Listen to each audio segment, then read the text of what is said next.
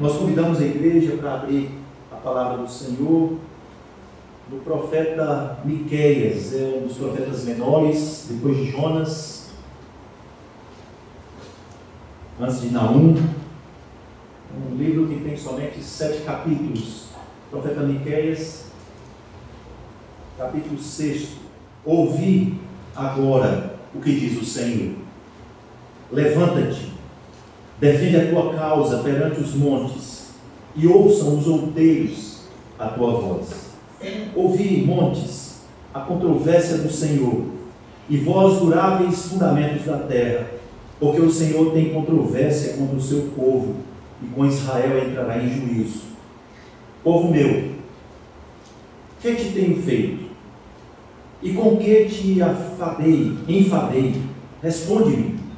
Pois te fiz sair da terra do Egito e da casa da servidão, te remi, e enviei adiante de ti Moisés, Arão e Miriam.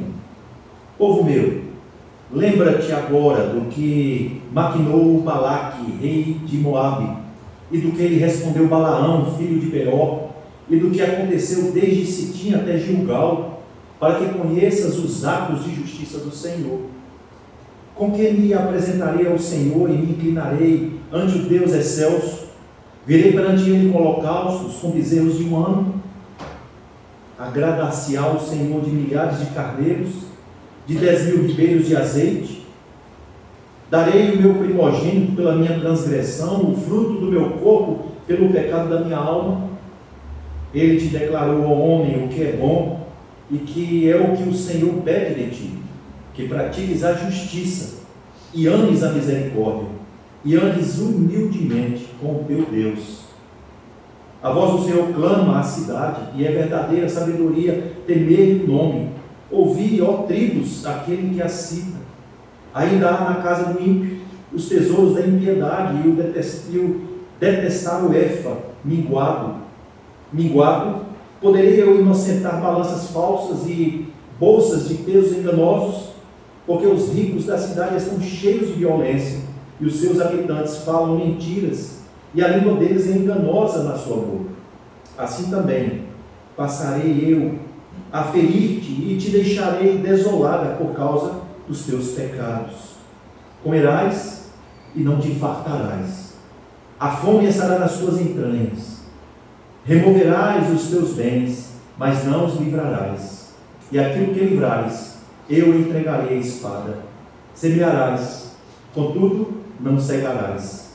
Pisarás a azeitona, porém não te ungirás com azeite. Pisarás a vindima, no entanto não lhe beberás o vinho. Porque observaste os estatutos de um rico, e todas as obras da casa de Acabe, e andaste nos conselhos deles. Por isso eu farei de ti uma desolação, e dos habitantes da tua cidade um alvo de vaias. Assim trarei sobre vós o opróbrio dos povos. Senhor, nosso Deus e Pai, nós nos colocamos nas tuas mãos, ó Deus. Fale ao nosso coração nesta noite. Estamos com a tua palavra diante dos nossos olhos, que tu possas nos abençoar, nos alimentar com a tua palavra, em nome e por amor de Jesus Cristo. Amém. Meus irmãos, nós vivemos dias difíceis, numa sociedade cada vez mais exclusivista e egocêntrica. E agrava-se muito essa realidade vivendo num país como o nosso Brasil, um país cada vez mais desumano. Segundo recentes estudos, o Brasil é o 8º país no mundo com maior índice de desigualdade social. O Brasil é o 2º país do mundo com maior concentração de renda. Os 1% mais ricos concentram 30% da renda total do país. Para os irmãos terem uma ideia, 10% dos mais ricos do Brasil concentram 50% da renda total da nação. Uma análise do Relatório de Desenvolvimento Humano, RDH, da Organização das Nações Unidas, esse resultado foi divulgado em dezembro de 2019, ele fala quanto à corrupção. O Brasil passou a ocupar o 106º lugar, a posição no índice de percepção da corrupção, IPC. Quanto melhor a posição nesse ranking, menos o país é considerado corrupto. O Brasil já está em 76º lugar.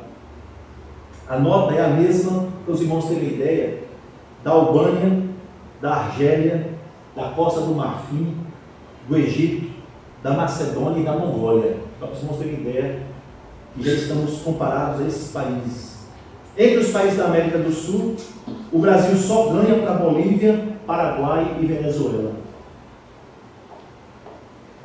Diante dessa realidade, irmãos, o nosso querido Rui Barbosa, ele disse certa vez: de tanto ver triunfar as novidades, de tanto ver prosperar a desonra, de tanto ver crescer a injustiça, de tanto ver agigantarem-se os poderes nas mãos dos maus, o homem chega a desanimar-se da virtude, a rir-se da honra e a ter vergonha de ser honesto.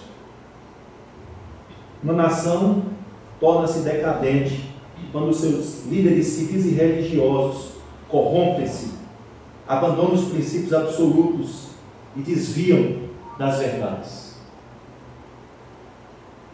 O profeta Miqueias, irmãos, ele, ao fazer um diagnóstico da nação da sua época, retrata uma decadência tão muito parecida com o nosso país. Um país decadente, resultados decadentes, muito tristes, estatísticas preocupantes. Um país desigual, um país considerado corrupto, um país desumano. Lembro muito de uma conversa que eu tive com Dona Ana. Ela disse: pastor, eu estava em Portugal há poucos dias e ao pegar um táxi, o taxista, ele descobriu que eu era brasileira. E o taxista disse para ela assim: um país corrupto. A senhora é de um país corrupto, de princípios corruptos. E ela disse que entristeceu-se muito ao ouvir esse diagnóstico dado pelo taxista. Que pena nós estamos vivendo o que estamos vivendo. De acordo com Miqueias, no capítulo 1, verso 1, esse profeta que nós acabamos de ler aqui no capítulo 6, ele profetizou durante o governo dos reis Jotão, Acais e Ezequias, reis de Judá, que governaram aproximadamente no ano 740 a.C. Foi um profeta contemporâneo do profeta Amós, Oséias, Jonas e Isaías. Miqueias, ele dirigiu suas palavras principalmente aos reinos de Judá e o reino de Israel. Miqueias e Isaías, eles foram profetas no mesmo período, no reinado do rei Jotão, no reinado do rei Acás de Ezequias, mas no reino do sul, em Judá. Isaías, ele foi educado no templo em Jerusalém, era de família nobre. Já Miqueias já foi educado nas terras mais longínquas de Jerusalém e era no campo. Algumas pessoas o chamam de pastor, de gado mesmo. Miqueias era, a gente poderia considerar na linguagem de hoje, pernambucana, um matuto, mas um homem de nobreza nobre, um homem nobre, porém um matuto. Ele foi educado no interior. Por sua vez, ele, fora de Isaías, ele vivia nas aldeias, no interior de Judá, e ele atuou como porta-voz das pessoas oprimidas. Miqueias, a função de Miqueias como profeta era ser porta-voz daqueles que viviam às margens da sociedade, e ele profetizou justamente defendendo essas pessoas. Diferente, irmãos, dos líderes religiosos da corte, ele não se deixou corromper pela ganância e pelo lucro, mas ele se autoafirmava como repleto de força do Espírito Santo de Javé, do direito e da fortaleza, para denunciar a Jacó o seu crime e a Israel o seu pecado, como está em Miqueias capítulo 3, verso 8. Um homem corajoso, que não se deixou corromper.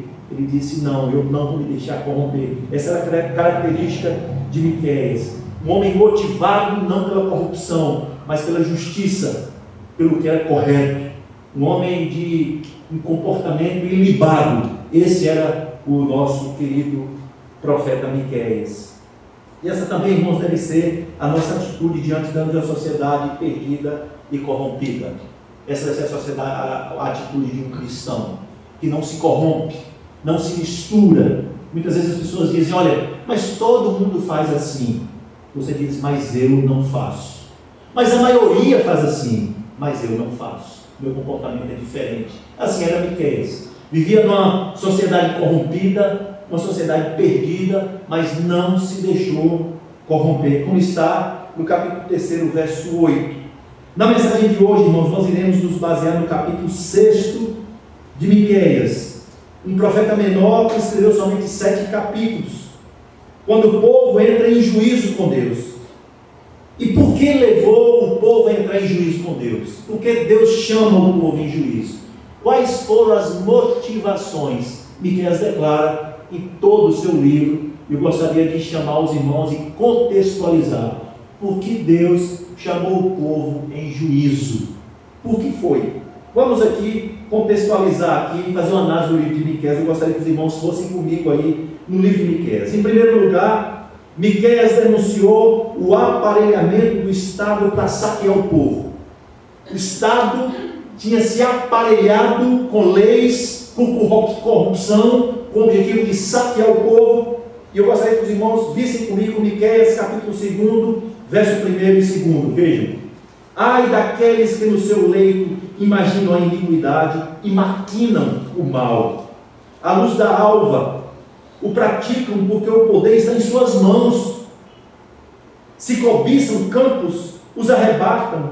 Se casas, as tomam.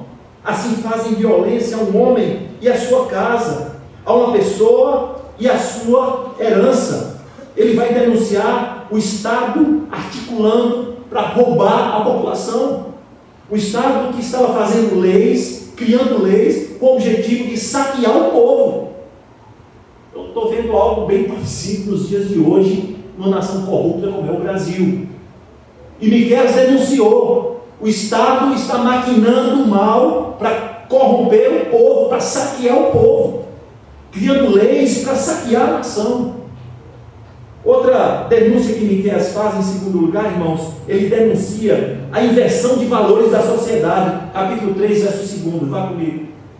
Os que aborreceis o bem e amais o mal, e deles arrancais a pele e a carne de cima dos seus ossos, que comeis a carne do meu povo, e lhes arrancais a pele, e lhes esmiuçais os ossos, e os repartis como para a panela e como carne no meio do caldeirão. Inversão de valores. Vocês aborrecem o bem e amam o mal.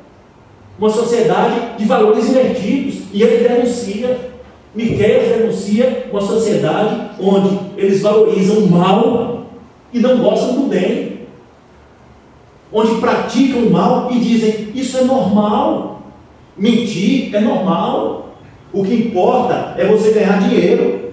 Se para que você ganhe um contrato você precisa mentir, muitas vezes você não pode nem ter um negócio próprio, porque os próprios fiscais do Estado exigem suborno. As próprias empresas privadas também. E Miqueias está denunciando uma inversão de valores terrível da sua época. Em terceiro lugar, irmãos, ele denuncia um canibalismo dos líderes políticos. Está no capítulo 3, verso 1, depois 3, 9 e 10.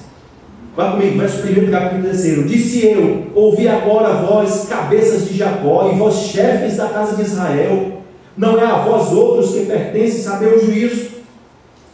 Verso 3: que comeis a carne do meu povo, e lhes arrancais a pele, e lhes esmiuçais os ossos, e os repartis para a panela e como carne no meio do caldeirão. Verso 9: ouvi agora isto, vós cabeças de Jacó, e vós chefes da casa de Israel, que abominais o juízo, e perverteis tudo que é direito, e edificais a Sião com sangue, e a Jerusalém com perversidade.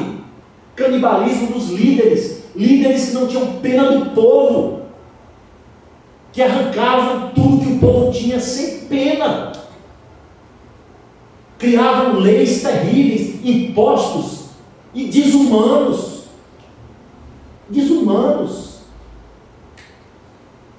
E Miqueias denuncia. Em quarto lugar, está no verso 11 do capítulo 3, ele denuncia a corrupção do judiciário. Que coisa terrível, o judiciário corrupto. E ele faz uma denúncia muito séria aqui, irmãos. O profeta diz: os seus cabeças dão as sentenças por suborno. Juízes sendo subornados. O judiciário subornado. Terrível. Terrível. E Miqueias faz uma séria denúncia. Em quinto lugar, ele denuncia os poderes constituídos. Diz que o poder executivo e o poder judiciário estavam tramando juntos a prática do crime. Está no verso 3. O príncipe exige condenação, o juiz aceita suborno, o executivo sendo subornado, o judiciário subornado. Que coisa terrível, que coisa terrível.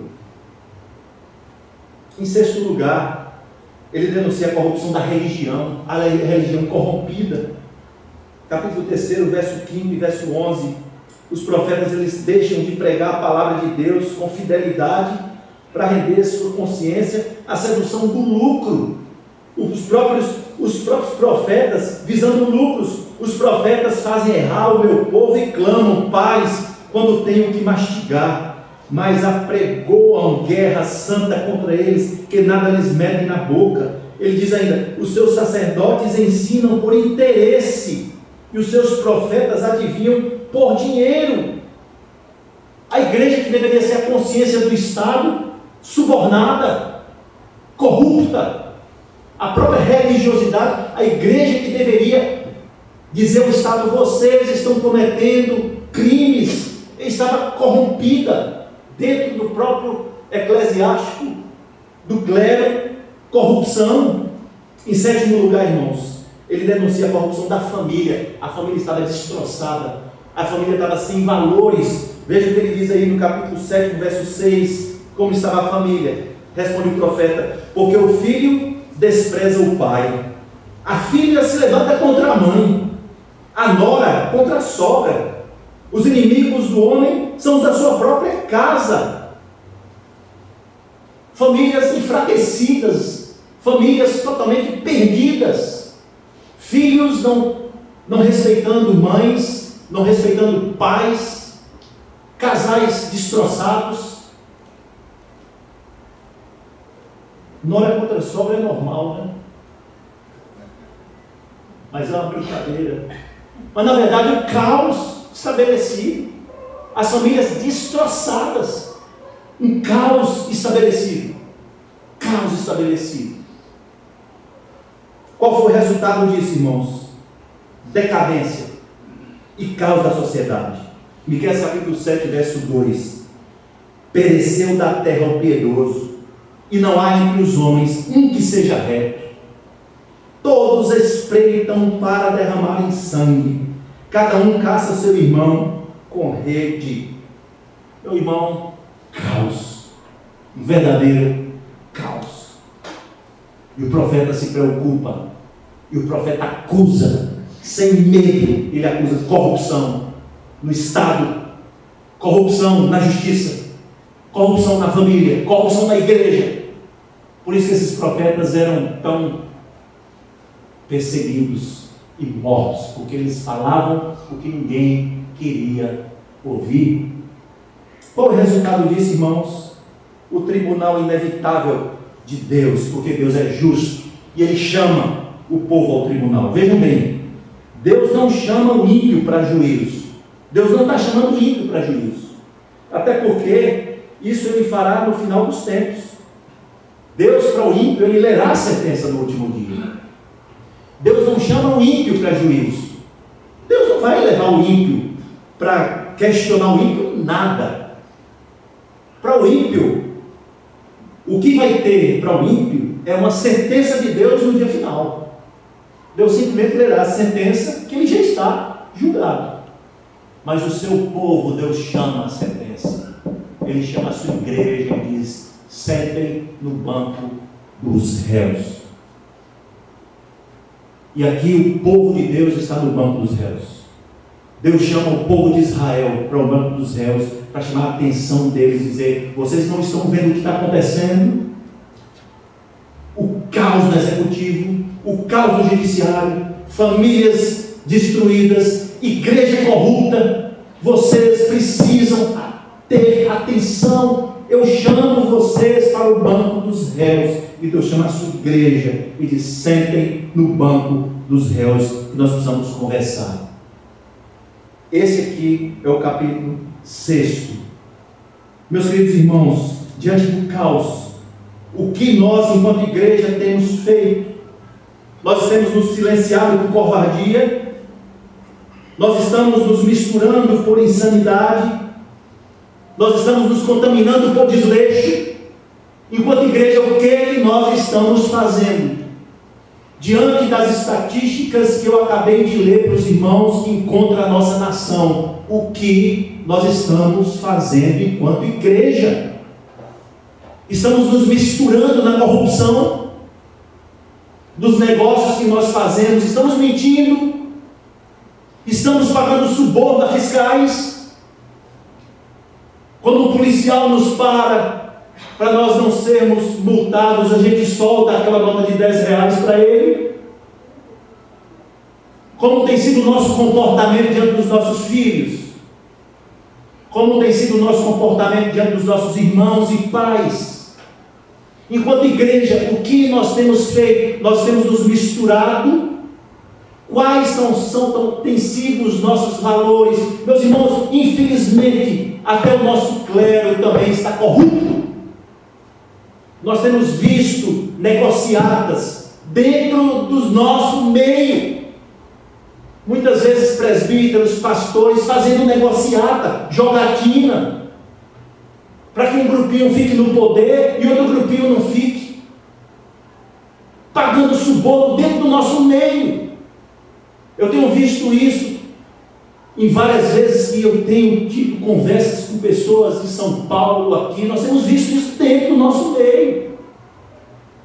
E Deus chama a igreja para sentar no banco dos réus, para perguntar: o que vocês têm feito? Como está a sua família? Como está o seu relacionamento conjugal?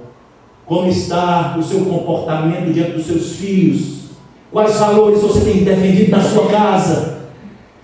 Como está a sua casa, em primeiro lugar? Como está a sua vida diante de Deus? O seu comportamento? E Deus nos chama, irmãos. Esse capítulo 6 de Miqueias é um chamado de Deus para Ele questionar quais são os nossos valores. Na verdade, nós estamos precisando de um avivamento. Nós estamos precisando de um avivamento. Estamos vivendo caos. O caos. E precisamos de avivamento. Nós precisamos atender o chamado do Senhor. Entender que hoje é o dia. Agora é a hora. Nós precisamos fortalecer as nossas vidas. E restituir os valores pessoais, os valores familiares. E realmente repensarmos o que nós temos feito enquanto igreja, enquanto cristãos. Nós temos acusado o que tem acontecido, o que temos visto com os nossos olhos, ou estamos fazendo de conta que não estamos vendo? Nós estamos caladinhos para não termos problemas, ou nós temos acusado e dito: isso é errado, isso é pecado contra Deus, eu não aceito, isso é errado? Eu gostaria agora de chamar os irmãos para a descrição da cena aqui, irmãos. Verso 1, veja comigo aqui. Miqueias, ele mostra a cena agora, no verso 1 e 2, a cena do povo de Deus no banco dos réus. E diz assim: ouvi agora o que diz o Senhor. Levanta-te, defende a tua causa perante os montes, e ouçam os outeiros a tua voz. Ouvi, montes, a controvérsia do Senhor, e vós duráveis fundamentos da terra, porque o Senhor tem controvérsia contra o seu povo, e com Israel entrará em juízo. Esse é o tribunal instaurado. Instaurou o seu tribunal. Deus instaura o tribunal aqui, senta o seu povo no banco dos réus. E agora vem as acusações, vem a promotoria. E no capítulo 6 nós temos sérias acusações. E vejam as acusações aí no verso 3 até o verso 12, pulando alguns versos. Veja as acusações da promotoria. Povo meu, que te tenho feito? E com que te enfadei? Responde-me. Deus tem nos enfadado. Deus tem nos enfadado. Estamos cansados do Senhor. Pois te fiz sair da terra do Egito. Vocês lembram? Da casa da servidão. Te remi. E enviei adiante de ti Moisés, Arão e Miriam. Povo meu, lembra-te agora do que maquinou Balaque, rei de Moabe, e de que lhe respondeu Balaão, filho de Beor, e do que aconteceu desde Sitim até Gilgal, para que conheça os atos de justiça do Senhor. Verso 9: a voz do Senhor clama a cidade, e a verdadeira sabedoria temer-lhe o nome. Ouve, ó tribos, aquele que a cita. Ainda há na casa do ímpio os tesouros da impiedade e o detestável minguado. Poderei eu inocentar balanças falsas e bolsas de pesos enganosos? Porque os ricos da cidade estão cheios de violência e os seus habitantes falam mentiras e a língua deles é enganosa na sua boca. Que acusação terrível! A igreja tem visto e vivido isso e não está nem aí.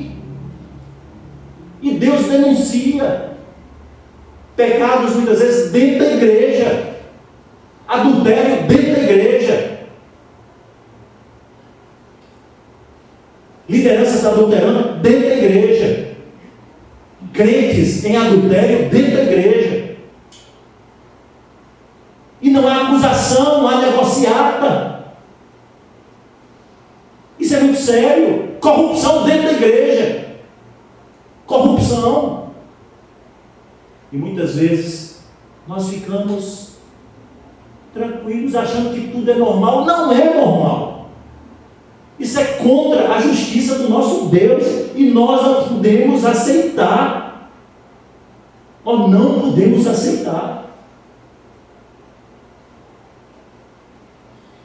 E o texto do capítulo 6, o réu faz uma defesa. Veja a defesa do réu.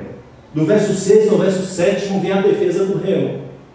Com que me apresentarei ao Senhor e me inclinarei ante o Deus excelso? Virei perante ele com holocaustos, com bezerros de um ano? Agradar-se ao Senhor de milhares de carneiros, de 10.000 ribeiros de azeite? Darei o meu primogênito pela minha transgressão, o fruto do meu corpo pelo pecado da minha alma. O que eu devo fazer, Senhor, para pagar essa covardia? O que eu devo fazer para pagar a minha corrupção? E a resposta da promotoria está no verso 8. Ele te declarou, ó homem, o que é bom e que é o que o Senhor pede de ti, que pratiques a justiça. Deus não está querendo negociar com ninguém.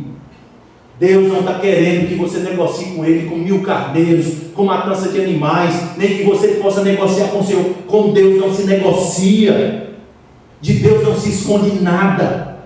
Não adianta você negociar com Deus nada. E vem a promotoria e diz: olhe, preste atenção. Ele te declarou, homem, o que é bom e o que é que o Senhor pede de ti, que pratiques a justiça e ames a misericórdia e andes humildemente com o teu Deus. É isso que você deve fazer. Deus não quer negociar nada. Deus está querendo que você se coloque no seu lugar, entenda o seu pecado e mude de comportamento. Esse é o chamado de Deus para as nossas vidas. Que nós mudemos de comportamento. Que a partir de agora eu tenha um comportamento sério diante de Deus. Eu não me envolva com a corrupção. Eu não aceite suborno. Eu não aceite viver dessa forma. Meus irmãos, a igreja é a grande ferramenta de Deus para um país corrupto. É a igreja que tem que fazer a diferença. No passado, as pessoas diziam: fazer negócio com crente não precisa de assinatura, porque os crentes davam testemunho. O crente era motivo de seriedade. Quando se fazia alguma coisa com um cristão, as pessoas diziam: com aquele ali pode fazer negócio. Aí um crente pode fazer. Hoje é motivo de chacota, de zombaria, corrupção terrível. Que a partir de nós, o nome cristão possa ser possa voltar a ser respeitado. Que as pessoas possam voltar a respeitar a igreja através de nós. Que as pessoas possam ver a família como célula máter da sociedade. As famílias estão destruídas. Acabou. Caos. Que as nossas famílias possam dar um exemplo de correção, de zelo, de cuidado.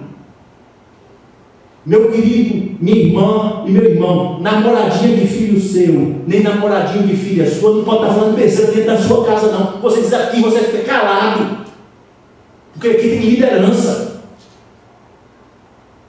Hoje tem namoradinho e namoradinha de filho mandando na casa das pessoas, porque os pais não têm tido coragem de dizer como deve ser, ficam com medo de enfrentar. Filho mandando em pai, mandando em mãe, um caos estabelecido. Um desrespeito total aos idosos. Idosos sendo maltratados. Filhos não respeitam pais nem mães. E nós precisamos ser famílias que retomem os princípios e os valores bíblicos. Custe o que custar. Família não é feita por dois homens, nem duas mulheres. Família é composta de um homem e de uma mulher, de um casal. Caos foi estabelecido. E muitas vezes nós ficamos caladinhos, aceitando, achando, não vamos falar não, porque nós temos medo. A igreja precisa acusar o caos estabelecido. O caos estabeleceu e a igreja precisa se posicionar.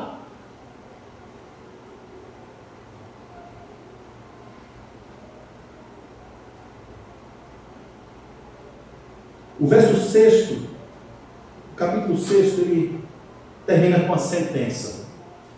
E a sentença está no verso 13 até o verso 16. Vejam comigo, irmãos.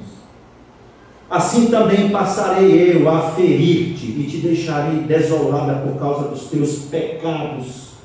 Comerás e não fartarás.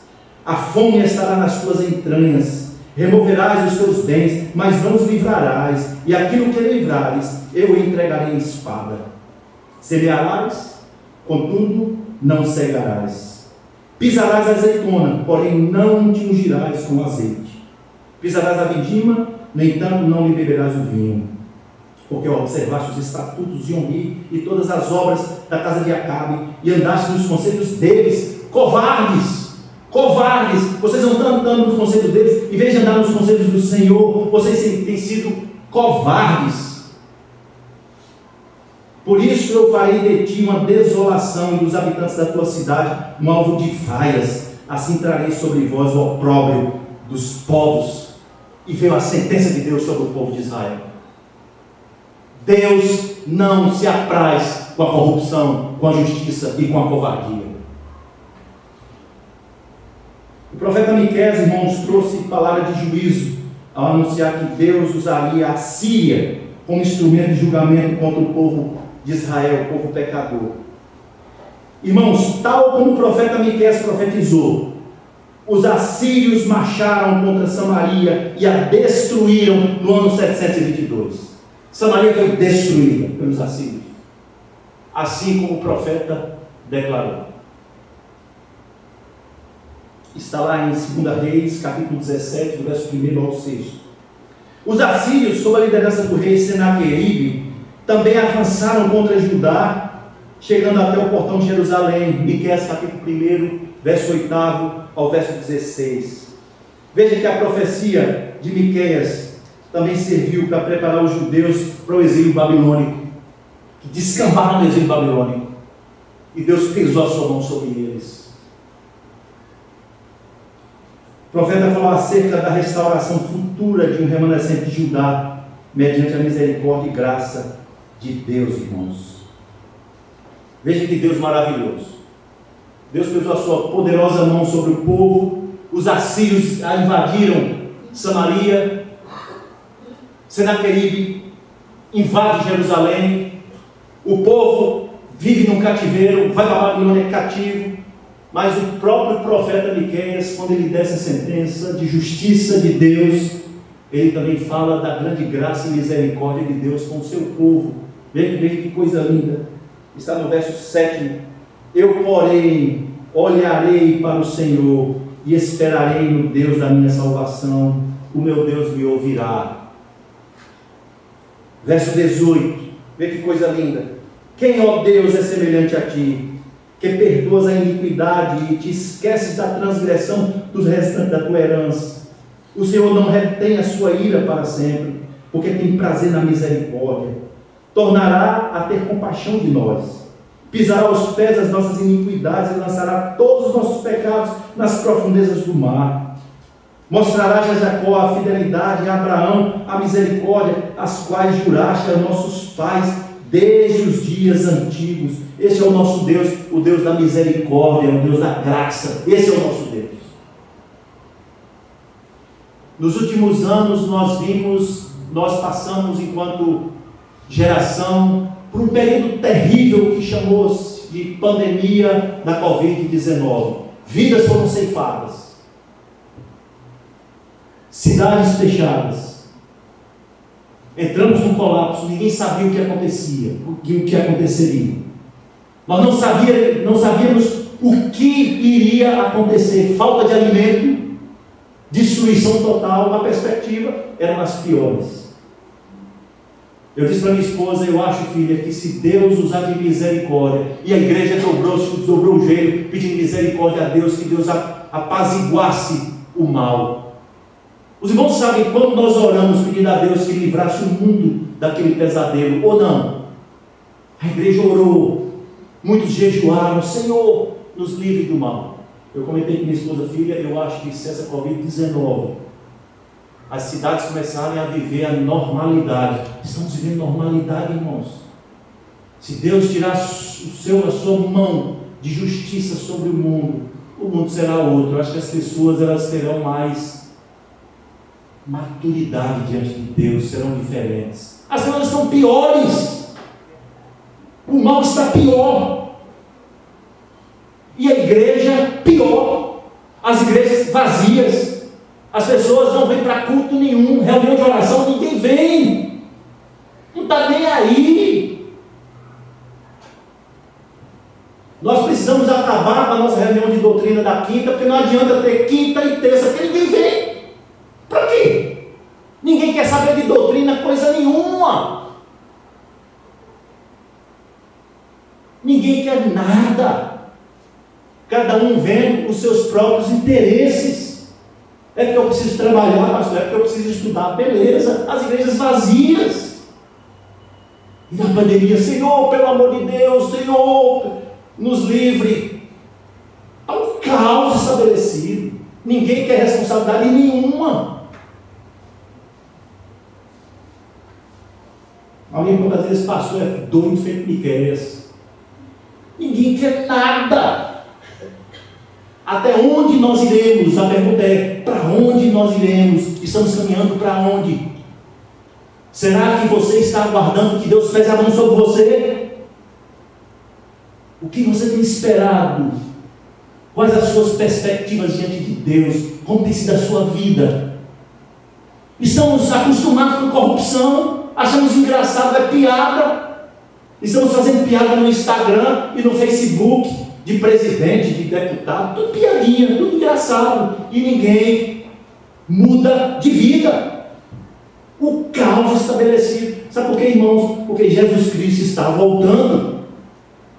E ele disse que se ele não voltasse, e se esses dias não fossem abreviados, até o eleito se perderia, e é o que eu tenho visto. Corrupção. A nossa igreja está cheia de corrupção.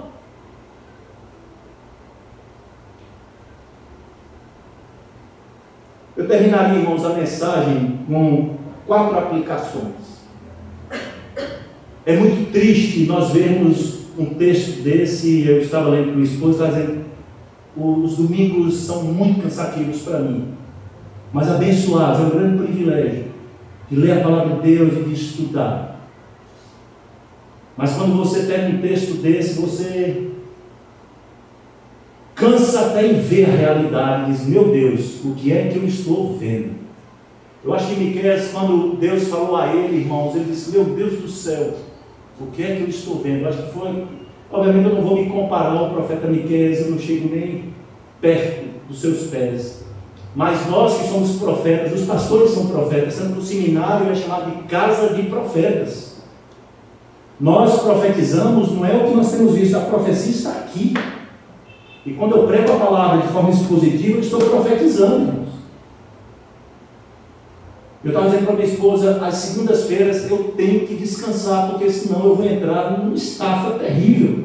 Eu não estou podendo, porque eu estou saindo para trabalhar, às 7 da manhã eu pego. Está sendo terrível. Porque quando você vê um texto desse, eu digo, meu Deus do céu, isso nos consome. Quando você vê as pessoas caminhando para o abismo e o caos estabelecido. E Deus nos mostra. E eu digo, meu Deus, que coisa maravilhosa, que privilégio eu ver o que eu estou vendo. E as pessoas não estão. E eu preciso dizer isso. Isso é muito sério, irmãos. Os irmãos precisam se conscientizar que nas terças-feiras tem que estar aqui orando, irmãos. Tem que estar aqui orando, custe o que custar. Várias terças-feiras nós estamos pouquíssimas pessoas aqui. A igreja não quer orar. Por que orar? Está nem aí. Não quer saber de doutrina, não quer aprender nada. Não quer nada, porque cada um está no seu quadrado, tomando conta do que é seu, esquecendo da responsabilidade diante de Deus Todo-Poderoso, que dá tudo para você. E ninguém se responsabiliza, ninguém toma nenhuma atitude diante disso. E vivemos numa sociedade corrupta, achando que tudo é normal. E assim vai, vira-se semana, entra-se semana, sai-se semana, e Cristo está voltando. E a igreja corrompida. Meus irmãos, eu estou no meio eclesiástico. O meio eclesiástico está terrível. Terrível. Corrupção total. Negociatas e ligações para si. Politicagem. E os crentes não estão tomando o devido cuidado com as suas vidas, não estão se preocupando com a vida da igreja, não se responsabilizam com a igreja, vem quando pode, e assim vai, e o mundo está terminando, o tempo está no fim, as horas estão contando. A palavra de Deus diz que muitos naquele dia dirão: Senhor, em teu nome nós pregamos o Evangelho, eu era um crente, eu era membro da igreja. Meu querido irmão, no livro da vida não é o rol de igreja nenhuma. No livro da vida estarão nomes de pessoas que ouvem a voz do Senhor e resolvem se avivar e dizer: eu preciso mudar de vida. Que nós possamos, irmãos, mudarmos de vida. Que nós possamos ouvir as palavras do profeta Miqueias numa época difícil. E ele chamou a atenção um povo, colocou o povo no banco dos réus. E a mão de Deus pesou sobre eles. Mas ele também profetizou a misericórdia de Deus. Portanto, da mesma maneira eu digo a você, o nosso Deus é misericordioso. Que nós possamos buscar a misericórdia de Deus e a graça de Deus, dizer: Senhor, me abençoe para que eu ainda possa ser exemplo e ser um cristão de testemunho ilibado, e que eu possa, a partir de mim, avivar a minha vida, a minha família e a minha igreja. Que Deus nos abençoe. Vamos orar. Senhor, nosso Deus e Pai, nós louvamos o teu nome, te agradecemos pela profecia do profeta menor, o grande Miqueias, matuto Miqueias, simples Miqueias, mas de uma nobreza tremenda. Um homem que se não deixou levar pela corrupção, pela luxúria, pela negociata. Um homem que foi mal visto, perseguido, mas falou a verdade da palavra de Deus, chamando a atenção do povo que vivia esquecendo dos valores do Senhor. Que nós, enquanto igreja, nós possamos repensar a nossa vida, tanto a vida pessoal quanto a vida familiar, nós possamos repensar enquanto igreja também o que nós estamos fazendo, quais os propósitos que nós temos de estarmos aqui nessa igreja. Que nós possamos estar cada dia mais motivados a te seguir. Dá-nos, ó Deus, uma semana de bênção. Que nós possamos sair daqui motivados e não desanimados. Que nós não venhamos estar sentados no banco dos réus, mas no banco daqueles que vão apontar o pecado de um mundo corrupto, de um país corrupto e desumano.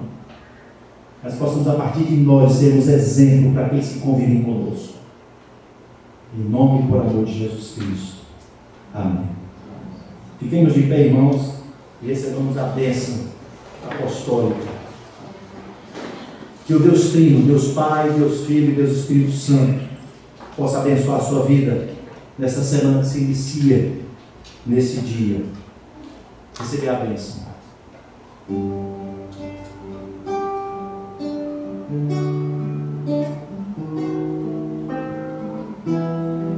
Que a graça do nosso Senhor e Salvador Jesus Cristo, o amor de Deus, o eterno Pai, as doces e benditas consolações do Espírito Santo estejam sobre vós e convosco permaneçam pelos séculos dos séculos. Amém.